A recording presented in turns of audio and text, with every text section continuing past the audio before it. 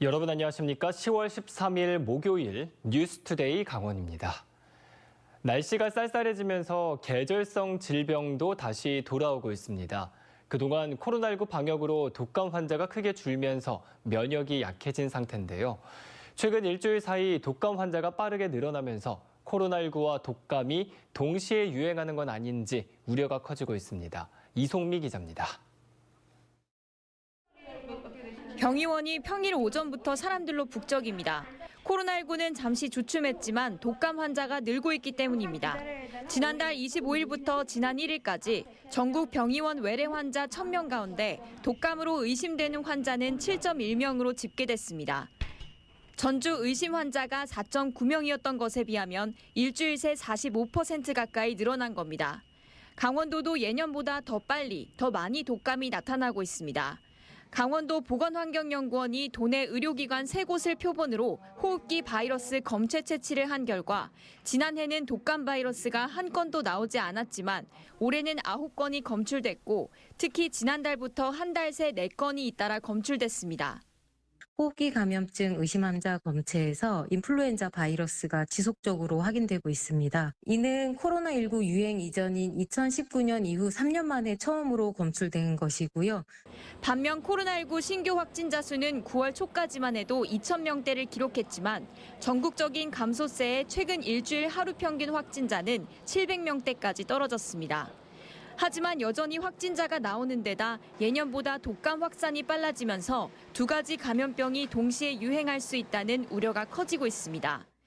2, 3년 동안은 이제 독감 환자에 대한 어떤 면역성들이 떨어진 상태였기 때문에 아마 독감 환자가 좀 많은 추세인 것 같습니다. 3년 만에 독감 유행주의보가 발령됐고 지난달 말부터 영유아 독감 무료 예방접종이 시작됐습니다. 만 75세 이상에 대한 독감 무료 접종이 시작된 가운데 다음 주부터는 60, 70대 고령층도 순차적으로 무료 접종이 이어집니다. 강원도 보건당국은 도민을 대상으로 독감 예방접종을 권고하고 혹시 모를 트윈데믹에 대비해 병상과 백신, 치료제 수급 관리에 나섭니다. MBC 뉴스 이송미입니다. 강원도가 레고랜드 건설을 위해 2천억 원 넘게 빌렸었습니다. 그동안 빚을 내서 빚을 갚는 차환으로 미뤄왔는데 채권을 발행했던 강원 중도개발공사에 대해 법원에 회생 신청을 내겠다고 하면서 일이 꼬였습니다. 채권자들은 채무보증을 선 강원도에 즉시 빚을 갚으라고 압박하고 있습니다. 강화길 기자가 취재했습니다. 지난 9월 김진태 강원도지사가 기자회견에 나섰습니다. 중도개발공사를 법원에 회생 신청을 내겠다고 선언했습니다. 이 회사는 레고랜드 건설을 위해 2천억 원의 빚을 냈습니다. 그리고 강원도가 채무 보증을 썼습니다. 강원도가 안고 있는 2,050억 원의 이 보증 부담에서 벗어나는 것이 이번 회생 신청의 목적입니다. 이 말은 채권 시장에 큰 충격파를 안겼습니다. 채권사들은 즉시 채권 발행사를 부도 처리했습니다. 대개 지자체 개발 사업은 사업이 끝날 때까지 계속 차환이 이루어집니다. 그런데 강원도가 갑자기 회생 신청을 하겠다는 바람에 차환이 중단되고 대출금 회수에 나서는 겁니다. 채권사들은 강원도의 지급 보증을 이행하라고 촉구했습니다. 강원도는 시장의 피해를 최소화하고 어쩌저쩌 얘기하지만 9월 29일 날 돈을 안 갚은 게 그들은 시장에 피해를 끼친 거고 강원도는 사실상 일반 기업이라고 한다면 9월 29일 날 부도가 난 겁니다. 하지만 강원도는 다른 입장입니다. 대출 만기를 이미 내년 1월로 연장했다는 겁니다. 만기 한 달 전인 지난 8월에 넉 달치 선이자를 이미 납부했기 때문에 문제가 없다는 겁니다. 우리는 무슨 소리냐. 니네 그 돈 이자까지 다 벌고 내년 1월달까지 가는 거로 다 했는데 무슨 소리냐 이거죠. 그러나 채권자들은 말이 안 된다고 받아쳤습니다. 선이자 납부는 만기 연장을 위해 필요한 여러 조건 가운데 하나에 불과할 뿐 합의는 없었다고 밝혔습니다. 그러니 강원도는 즉시 빚을 갚아야 한다고 압박하고 있습니다. 결국 강원도는 채권단 앞에 섰습니다. 그리고 법령과 약정에 따른 의무를 회피할 의도가 전혀 없다고 밝혔습니다. 또 해당 의무를 신속히 이행하겠다고 했습니다. 하지만 언제까지 어떻게 갚겠다는 확약은 하지 못했습니다. 더욱이 이번 사태의 발단이 됐던 회생 신청은 계속 진행하겠다고 했습니다. 강원도의 이런 입장에 채권자들도 강경하게 나섰습니다. 일단 기본적으로는 자진 변제를 이렇게 요청하는 거와 동시에 마냥 기다릴 수는 없다라는 판단하에 법적 조치도 적극 검토하는 걸로 결론이 있습니다. 강원도의 이번 조치가 강원도의 신용 하락은 물론 1조 원이 넘는 지자체 보증 채권 시장 전반에 악영향을 주고 있다고 금융계는 우려하고 있습니다. MBC 뉴스 강화길입니다. 쌍용 C&E 동해 공장과 삼표시멘트에서 지정 폐기물인 염소 더스트가 불법 매립됐다는 의혹이 제기됐습니다. 업체 측은 내부 처리 규정에 맞게 염소 더스트를 처리했다는 입장을 밝힌 가운데 현장 조사가 진행됐습니다. 배연환 기자가 보도합니다. 쌍용 C&E 동해 공장으로 차량 여러 대가 줄지어 들어갑니다. 환경단체 활동가는 입장을 제지당하자 업체 관계자들과 실랑이를 벌입니다. 최근 몇 년간 해당 공장에서 지정 폐기물인 염소 더스트의 처리량이 전혀 없어 이를 불법 매립한 것 아니냐는 의혹이 제기돼 현장 조사가 진행됐습니다. 국회 환경노동위원회 소속 노웅래 의원은 최근 국정감사를 통해 지정 폐기물의 불법 매립 의혹을 제기했고 이를 확인하기 위해 국회의원실과 환경부 관계자, 동해시 의원 등이 공장을 찾아 시료 확보에 나섰습니다. 노 의원은 쌍용 C&E와 삼표 시멘트에서 지정 폐기물로 분류된 염소 더스트의 발생량과 처리량이 지난 2015년부터 전혀 없다며 불법 매립을 강하게 의심하고 있습니다. 쌍용 시멘트와 삼표 시멘트 여기는 이 발생량과 처리량이 전혀 실적이 없습니다. 유해한 지정 폐기물을 발생하는 거 관리 안 한 것은 이거 명백한 이건 직무유기죠. 예, 그리고 처리량도 관리 안 했고 이게 실적이 없다 그런다면 이건 명백한 불법이고요. 환경활동가도 드론 촬영 등으로 불법 매립 의심 현장을 추정하고 있다며 공장 곳곳에 중금속을 함유한 폐기물이 묻혀 있을 것으로 보고 있습니다. 염소를 빼낼 때 염소만이 아니라 고농도의 염소와 그다음에 중금속인 납과 카드뮴이 같이 다 나옵니다. 근데 20만 ppm이 넘는 고농도의 염소와 2000 ppm이 넘는 납을 그 유해 물질, 지정 폐기물을 그냥 콘크리트에 섞어서 공장 곳곳에 매립을 했다. 이에 대해 업체 측에서는 지정 폐기물은 처리 규정에 맞춰 정상적으로 처리를 했다고 설명하며 제기된 의혹을 해소하기 위해 조사에도 성실히 임하겠다고 밝혔습니다. 한편 이번에 채취한 시료는 검사기관에 의뢰를 맡겨 유해성 등을 확인할 예정으로 최대한 열흘 이내에 결과가 나올 것으로 예상됩니다. MBC 뉴스 배연환입니다. 지역축제위원장 겸직 사실을 신고하지 않은 환경미화원에게 해임 처분이 내려졌습니다. 당사자는 즉각 반발하고 나섰는데요. 절차에 따라 재심을 신청하고 부당 해고 등 법리적인 문제를 다퉈보겠다는 입장입니다. 이병선 기자입니다. 원주시 시설관리공단 환경미화원 조한경 씨는 최근 지정면 섬광축제위원장 겸직 사실을 신고하지 않았다는 이유로 해임됐습니다. 민간 기업으로 치면 해고에 해당됩니다. 조 씨와 환경미화원들이 가입돼 있는 민주노총 전국민주일반노동조합은 인사위원회의 결정에 반발하고 나섰습니다. 근무 시간 내 직간접적으로 행사 준비에 관여했다는 증거는 제시되지 않았다. 오직 본연의 직무 수행에 영향을 미칠 가능성이 높다는 가능성만 가지고 섬광축제위원장이었던 2019년까지는 공단에 입사하지 않았고 입사 후인 2020년부터 올해까지는 코로나19 영향으로 아예 축제가 열리지 않았기 때문에 실질적인 겸직이 불가능했다는 겁니다. 다만 코로나로 축제는커녕 총회도 열리지 못하면서 후임 위원장을 뽑지 못했고 이런 상황에서 다음 연도 축제 관련 보조금을 신청했을 뿐입니다. 조 씨의 주장대로라면 말 그대로 겸직 신고를 하지 않아서 징계를 받게 된 겁니다. 징계 양정 자체가 지나쳐 부당해고라는 지적도 함께 나왔습니다. 아마 공단에서도 이것이 노동위원회나 이후의 법원에서 해고가 무효라는 것을 그런 판정을 받을 것이라는 것을 스스로 알고 있을 것입니다. 징계의 양정 자체가 남용입니다. 아예 조 씨가 원주시 시설관리공단 노조 지회장이고 정책 비판을 이어가자 표적 징계를 한 것이란 의혹도 제기했습니다. 공단 측은 익명의 제보를 받아 사실 확인을 한 후 면밀히 검토한 사항이기 때문에 목적성은 없다며 버스기사나 환경미화원 등 겸직을 할 경우 안전에 취약한 업무가 많아 겸직 금지를 더 엄격히 적용하고 있다고 밝혔습니다. 조 씨는 일단 공단에 재심을 신청하고 이후 법적 절차를 거쳐 부당해고 취소 소송도 제기할 계획입니다. MBC 뉴스 이병선입니다.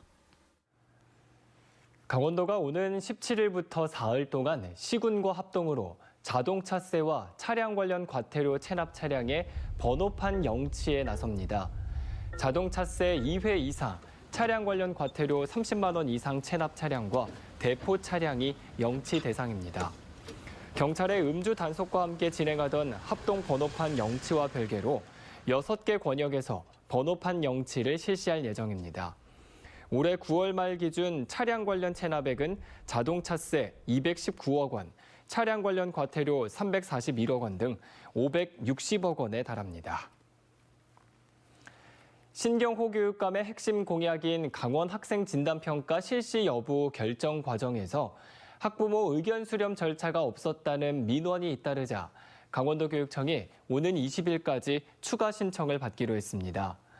도교육청은 학부모 의견 수렴 절차 없이 미참여를 결정한 학교에서는 반드시 학부모 의견을 수렴해 참여 여부를 다시 결정해달라는 공문을 도내 초중학교에 보냈습니다.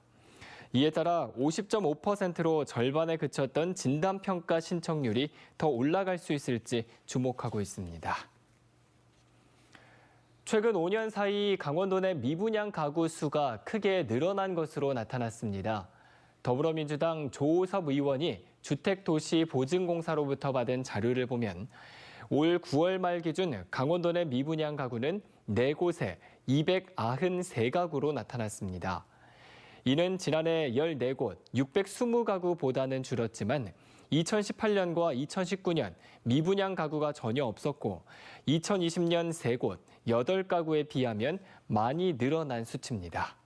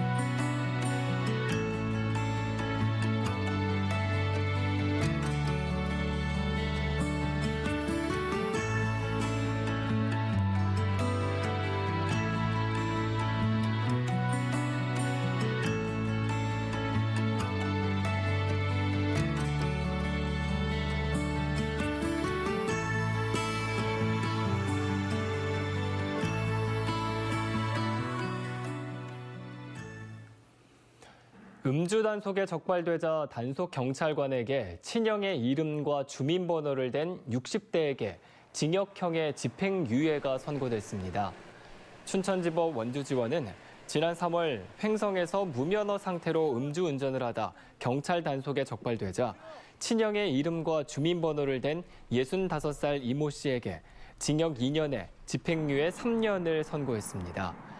이 60대 남성은 결국 혈중 알코올 농도 0.16% 상태로 음주운전한 혐의와 타인의 주민번호를 부당하게 사용한 주민등록법 위반 혐의를 모두 적용받게 됐습니다. 물가가 오르고 경기가 침체되는 상황에서 강원도가 받는 타격이 다른 지역보다 더 크다는 분석이 나왔습니다.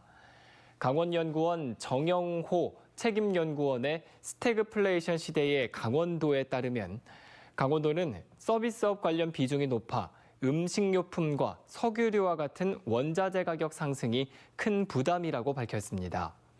또 강원 지역 중소기업 대출 증가율이 지난해 대비 16.7%로 전국 평균보다 높다며 금리 인상 부담도 크다고 덧붙였습니다.